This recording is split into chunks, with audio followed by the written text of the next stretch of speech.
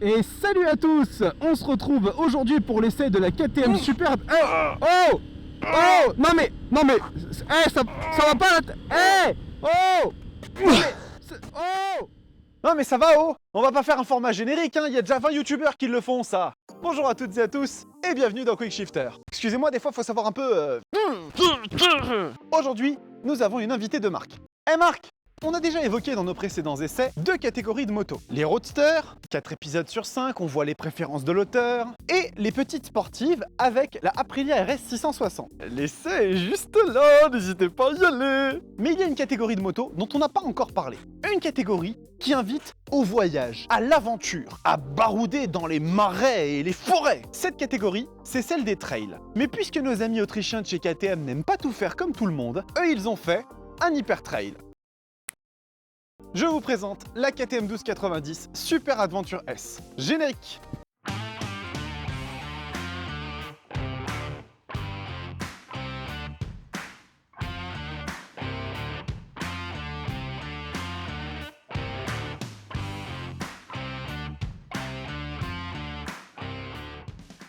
On l'a déjà fait la dernière fois, on recommence ici. Quoi donc, me direz-vous? La rubrique des remerciements. Cette machine nous est prêtée par les copains de chez KTM Paris, boulevard Beaumarchais, près de la Bastille. Donc ils font KTM, non sans deck. Mais en plus de ça, également Husqvarna. Pas les tondeuses, les motos, qui sont vraiment archi stylées. Donc, que vous soyez de la région parisienne ou même ailleurs, vous allez bien faire quelques bornes quand même. Si vous voulez des motos qui arrachent et qui sont stylées, c'est le meilleur endroit. Et puis l'équipe est archi sympa, accueillante, et la machine à café est une tuerie. Tant qu'on y est, petit abonnement à la chaîne. Abonnez-vous, je vous dis, abonnez-vous. On se marre bien sur la chaîne. Et le petit pouce bleu qui va avec.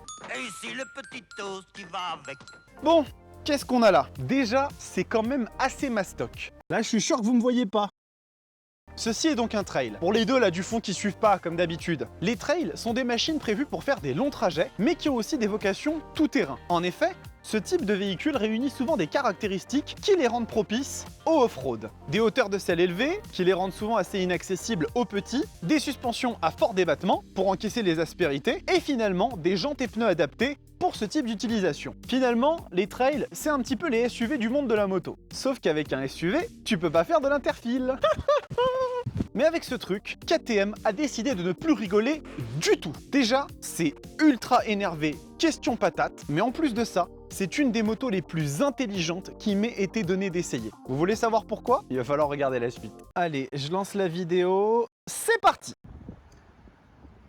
Allez, on va faire notre petit tour statique de la Super Adventure. Donc, comme d'habitude, un véhicule qui est imposant. La moto, elle est vraiment assez énorme. Ça ne m'a pas du tout gêné au niveau de la manipulation de cette dernière, mais pour le coup, on est clairement sur un véhicule assez grand. Alors celle-ci qui nous est prêtée du coup par KTM Paris est plutôt très bien équipée. Vous avez ici le superbe échappement à Krapovic. Alors elle fait pas un bruit dingue, juste ce qu'il faut peut-être pour un trail aussi. C'est pas forcément l'esprit. Regardez cette belle selle. Ici on est vraiment sur des beaux éléments. On a ici bien évidemment le support de bagages avec aussi la possibilité donc de la mettre sur une béquille centrale. Donc véhicule qui globalement a quand même une finition extrêmement premium. En même temps, le positionnement tarifaire le veut, c'est normal. On a ici bien évidemment la petite bulle qu'on peut venir régler en hauteur avec une petite molette, donc très simple, ça aucun souci à ce niveau là. On a encore une fois de beaux équipements tout autour du véhicule. On va regarder un petit peu cette fourche White Power énormissime, regardez-moi ça, elle est bien protégée en plus. Une fourche avec White Power qui n'ont plus rien à prouver, les petits étriers Brembo qui freinent correctement le véhicule, on le verra tout à l'heure, et globalement il y a un florilège d'équipements sur cette moto. On va bien évidemment démarrer le tableau de bord, donc ici on est sur du système keyless, donc ça c'est super. On appuie sur un bouton, la moto s'allume, regardez-moi ce tableau de bord, il est incroyable, il est magnifique, regardez-moi toutes ces options, on peut vraiment se faire plaisir et aller vraiment dans un nombre de menus incroyables avec les infos de la moto, le trajet, bien évidemment le réglage de toutes les assistances, ça c'est normal, toutes les suspensions qui peuvent être réglées dans tous les sens, le régulateur de vitesse adaptatif, tous les systèmes Bluetooth qui permettent vraiment de piloter la moto de façon extrêmement précise, et puis ce tableau de bord auquel il ne manque absolument rien, les contours, on a bien évidemment la vitesse, le mode de conduite, on a la jauge à essence, enfin c'est un florilège encore une fois, comme je vous l'ai dit, il y a une profusion d'éléments et pour le coup ça sert vraiment dans un écran qui est gigantesque, il fait 7 pouces, donc la visibilité elle est parfaite, donc là vraiment à ce niveau-là il n'y a rien à dire, elle fait un sans faute cette super aventure. On va la démarrer histoire de voir un petit peu ce que ça donne. Vous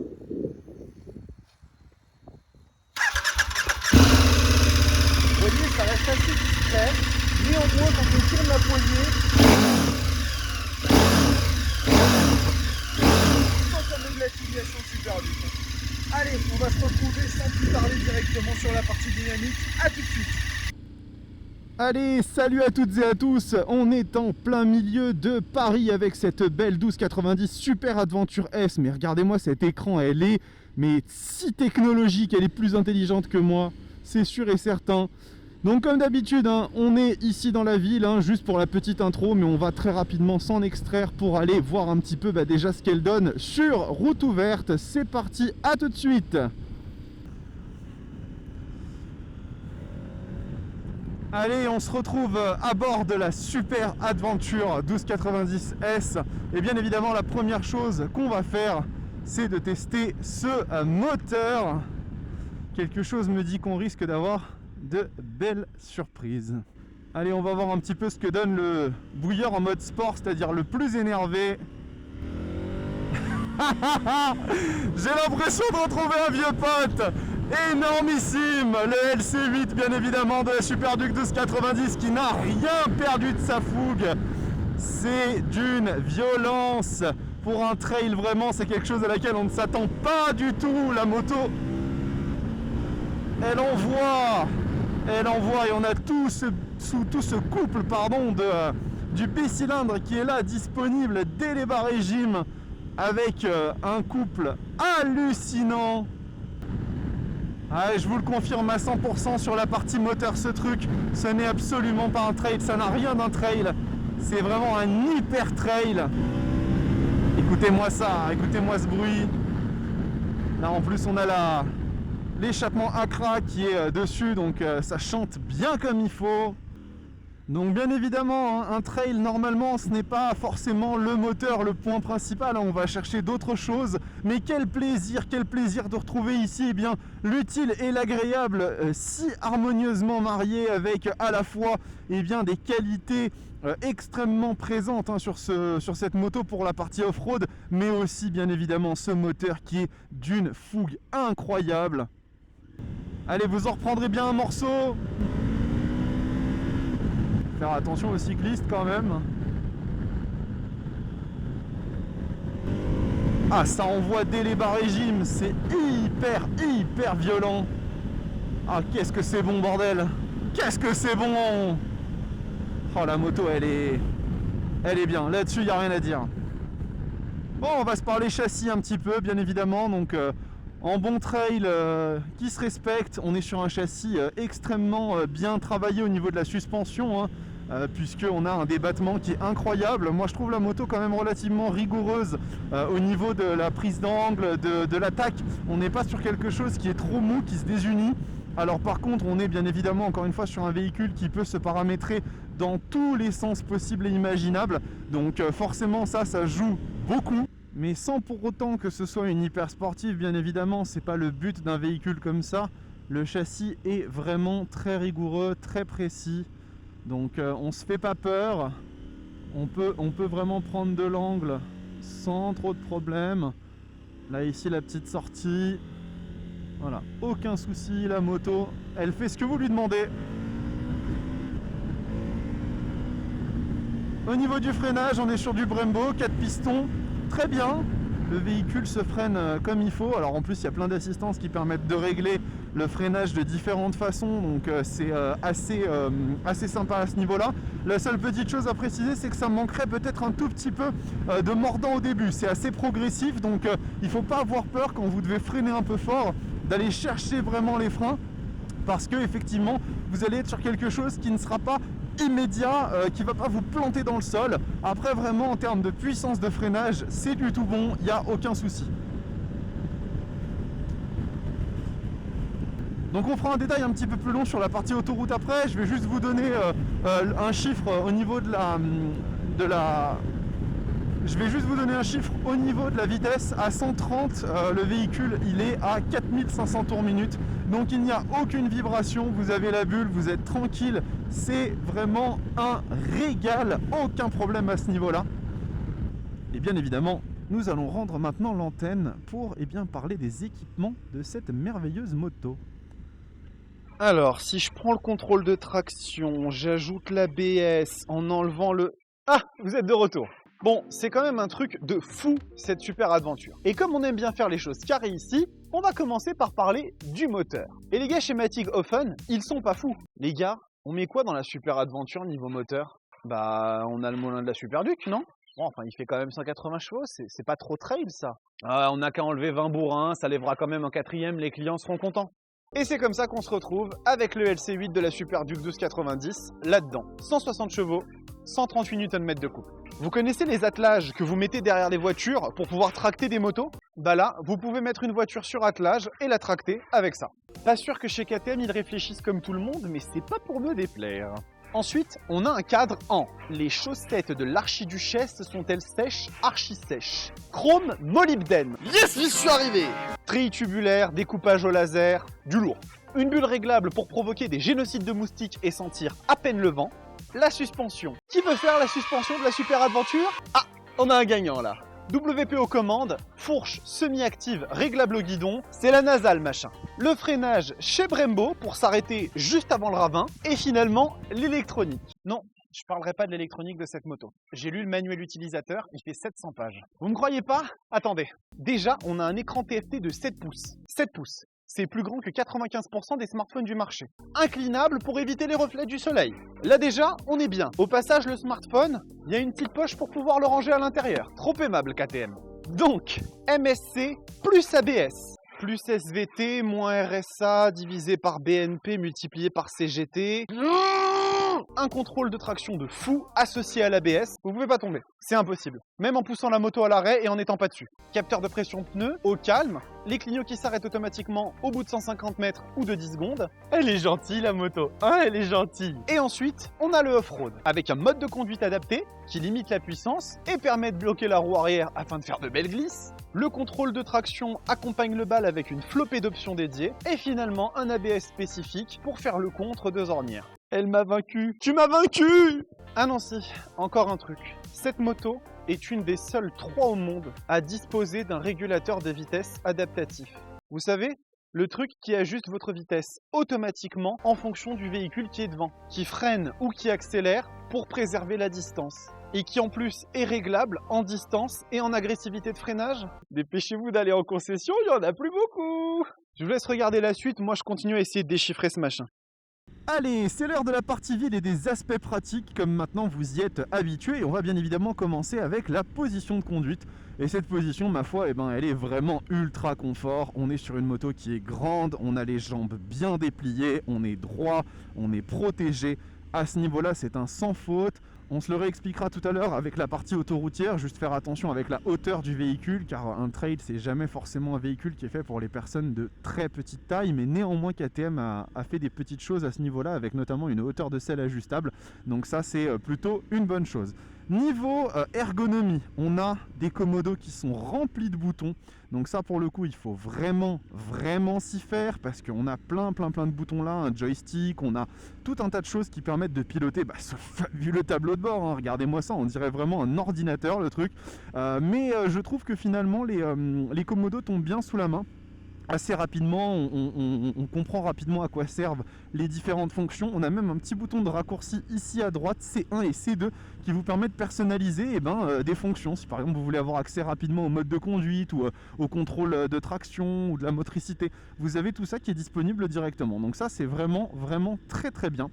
On est globalement sur un véhicule qui est bourré d'aspects pratiques. On a bien évidemment des warnings, une jauge à essence, on a des feux DRL qui vous suivent dans l'angle. Donc on a énormément de choses qui sont vraiment là pour vous rendre la vie merveilleuse. Et ça, on peut pas lui reprocher à la Super Adventure parce qu'elle est vraiment géniale à ce niveau-là.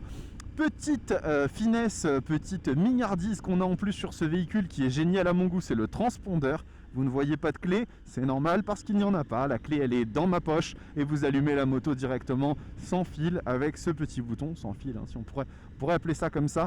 Donc ça, c'est un très bon point. Moi, j'aime beaucoup. Je trouve que c'est une touche technologique en plus.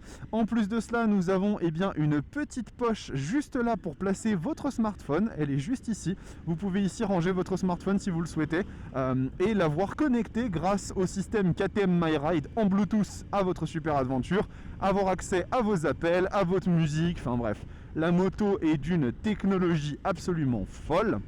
En ce qui concerne la chauffe, je sens le bicylindre qui chauffe un petit peu, mais je pense que le véhicule est vraiment pensé pour être bien refroidi. Donc à mon avis, il n'y aura pas de grands problèmes à ce niveau-là. Peut-être par de grosses chaleurs en été, mais à mon avis, ce ne sera pas le truc le plus embêtant.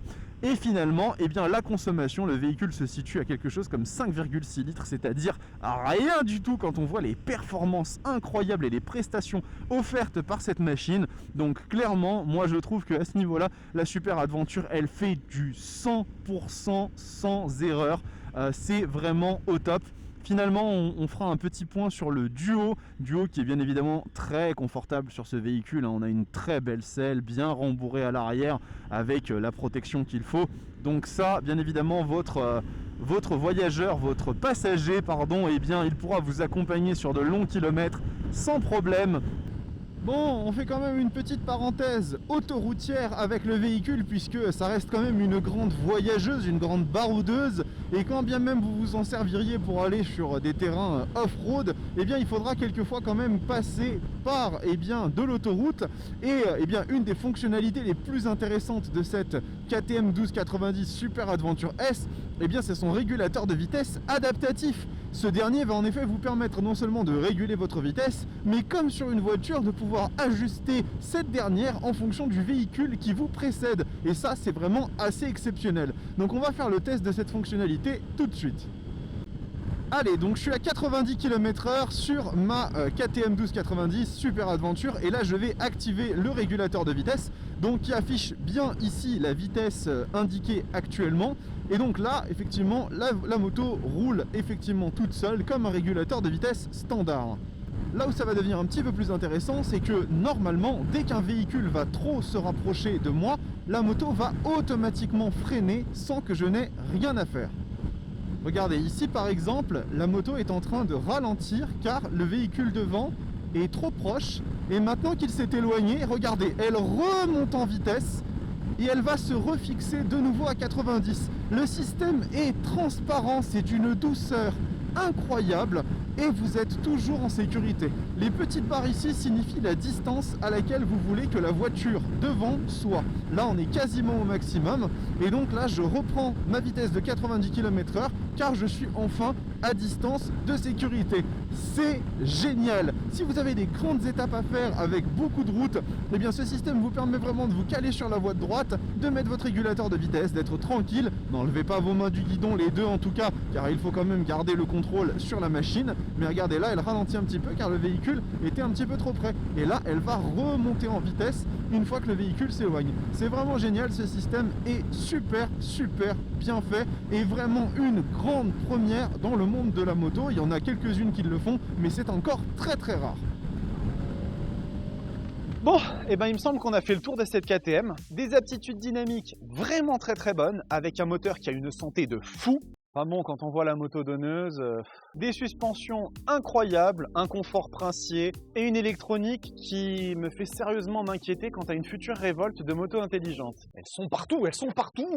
Et en ville, aucun souci. En effet, la 1290 Super Adventure S est une pure merveille. Et vu sa motorisation, je pense qu'on est en droit de la classer dans la catégorie des hyper trails. Un club très privé, puisqu'il n'existe à ma connaissance que 2 motos qui jouent dans cette catégorie-là. La première est la Ducati Multistrada V4. Alors oui, c'est Ducati, c'est super beau, 170 chevaux tirés du V4 de la Panigale, c'est monstrueux, mais je me pose quand même des questions concernant cette moto. Autant KTM, l'esprit baroudeur, on peut le comprendre. Ducati, en règle générale, c'est plutôt un côté racing, course. Et moi, personnellement, la moto, j'aurais pas envie d'aller la foutre dans les ornières. Elle fait très belle moto qu'on n'a pas envie d'abîmer. Après bon, c'est peut-être juste un ressenti personnel. Par contre, si vous voulez le même régulateur de vitesse adaptatif, il faudra passer sur la version V4S qui coûte 23 500 €. Après, c'est Ducati, c'est vrai que c'est beau. Et ensuite, on va avoir la S1000 XR. Alors là, pour le coup, j'aurais plutôt tendance à dire que c'est une S1000R avec quelques éléments de confort. On est loin d'avoir le même type d'aide ou même le comportement typé off-road. Après, par contre, on a 165 chevaux et le moulin de la S1000RR. Le tout dans une moto confortable avec une bulle. Ça va aller, non? Allez, on va finir avec un point prix. Cette machine commence à 18 500 € et a une belle flopée d'options que vous pouvez rajouter en plus. Mais clairement, vu tout ce qu'elle propose de série, ça me semble pas exagéré quand on voit le potentiel qu'a ce véhicule. Je vais me préparer un petit road trip moi. Cet épisode de Quick Shifter est terminé, j'espère qu'il vous a plu. Encore une fois, je vous le répète, abonnez-vous à la chaîne, c'est vraiment le meilleur moyen de soutenir le travail que je fais. Ça commence à bien se développer et croyez-moi, vous n'y êtes pas pour rien. Donc encore une fois, merci beaucoup. La prochaine moto, abonnez-vous à la chaîne et suivez l'actualité parce que je vous le jure, vous n'allez pas être déçus. Merci à toutes et à tous, à très bientôt.